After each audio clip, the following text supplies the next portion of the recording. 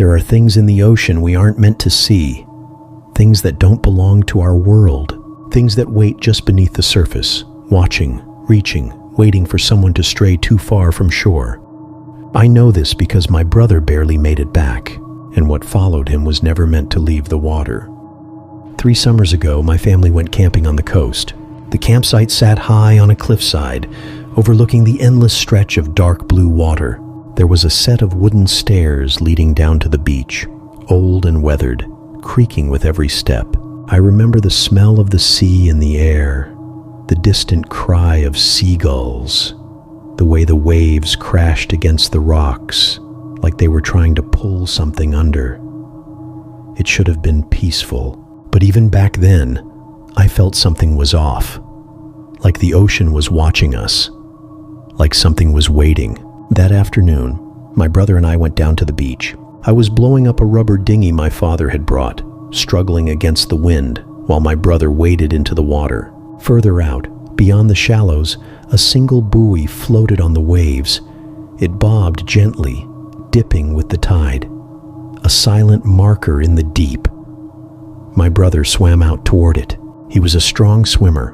He always had been, but I watched as he hesitated, just for a second, as if something had changed.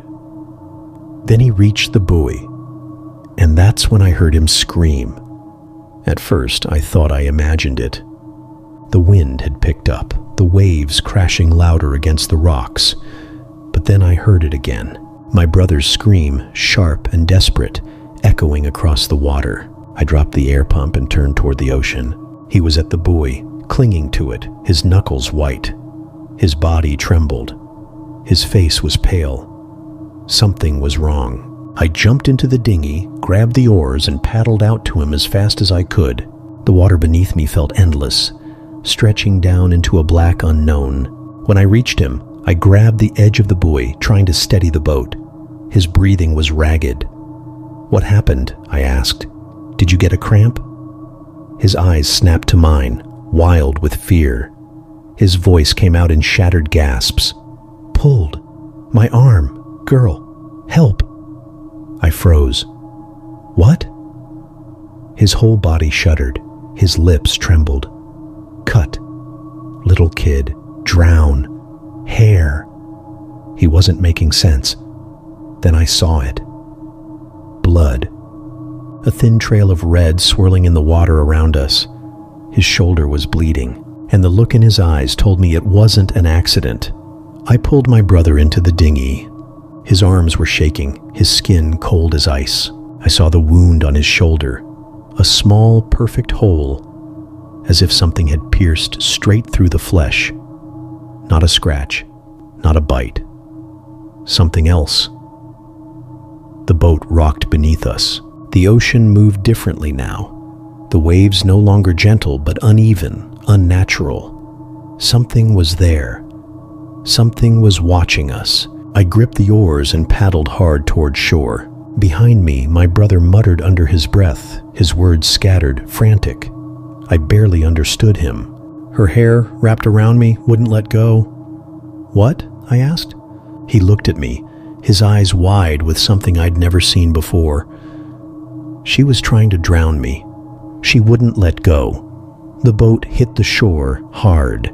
I jumped out first, pulling my brother with me. His legs buckled beneath him, and I had to drag him up the beach. He kept muttering, his voice shaking, his words broken.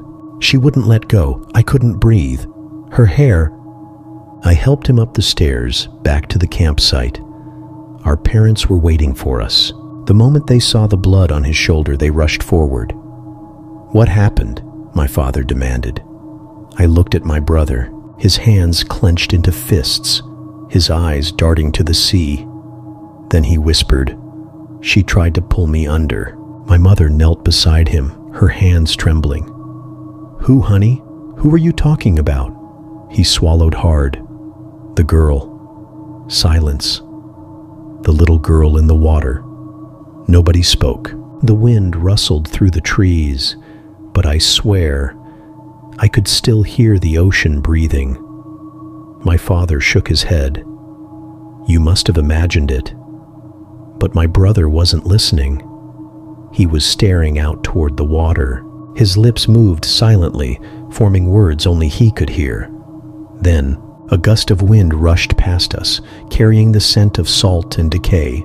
And at that moment, my brother flinched violently, like he had heard something or seen something. Slowly, I followed his gaze back to the waves below the cliff. And for a second, just for a second, I saw her.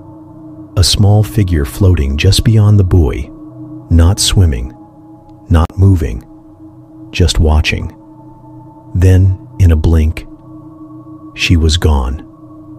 That night, my brother didn't sleep, neither did I. Every time I closed my eyes, I saw her, the way she had floated just beyond the buoy, half hidden by the waves, the way she had watched us, and the way she had disappeared the moment I saw her. My brother's wound should have healed, but 2 weeks later, it hadn't. In fact, it had gotten worse. The skin around it was swollen, the edges red and inflamed, like the ocean itself had left something behind. My parents brought him to the hospital. The doctor examined the wound, his face darkening. "There's something inside," he muttered. My stomach twisted. "What do you mean?" my mother asked. The doctor sighed. "We need to operate." The surgery didn't take long. My parents and I waited in tense silence until the doctor finally emerged. "It's done," he said. "We removed the foreign matter." I let out a breath I didn't realize I was holding. The wound would heal. My brother would be okay. But the doctor's face was pale, like something was still wrong. My father noticed. "What is it?" The doctor hesitated, then motioned for us to follow him. He led us to a small room. There, on a metal tray covered in a white cloth, lay the thing they had removed. I stepped closer, and my stomach lurched. It was a tangled mass of black, wet hair, and scattered within it, tiny human teeth.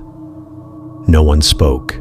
The doctor just stood there watching us, waiting for an explanation he would never get. My mother's hands covered her mouth. My father went pale, but I couldn't move. I could only stare at the mass of soaking wet black hair, tangled and matted with blood, and the teeth, small, sharp, human. They weren't his. They weren't ours. They were hers. A gift from the deep, a reminder that she had touched him, crawled inside him, left something behind. Even after he made it back to shore, even after I pulled him into the boat, she never let go. My brother recovered. The wound finally healed, but he never swam in the ocean again, and neither did I, because sometimes things follow you back, and sometimes they never stop watching.